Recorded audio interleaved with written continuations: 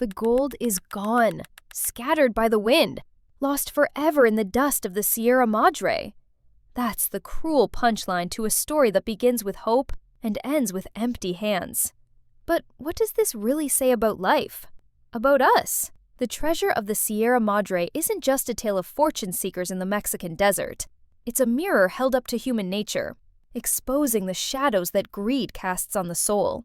Set against the stark, unforgiving landscape of 1920s Mexico, three men, Dobbs, Curtin, and Howard, set out as partners, united by desperation and the promise of gold. But as the gold piles up, so do the doubts. Howard warns, "I know what gold does to men's souls." Greed seeps in quietly, then erupts. Suspicion replaces trust. Every glance becomes wary, every word a test. The camaraderie that once bound them unravels, thread by thread, until all that's left is paranoia and betrayal. Dobbs, played by Humphrey Bogart, is the film's tragic center. We watch him transform from a down-and-out drifter into a man consumed by suspicion, willing to betray and destroy for a few bags of dust. His obsession becomes a poison, erasing friendship and blinding him to the humanity of those around him. Curtin tries to hold on to decency, and Howard, the elder prospector, remains the voice of reason. Yet even their resilience can't withstand the corrosive power of greed. The irony is brutal. After all the toil, the gold is mistaken for sand and thrown away by bandits. The treasure, so desperately sought, is lost in a gust of wind. The film's message is clear.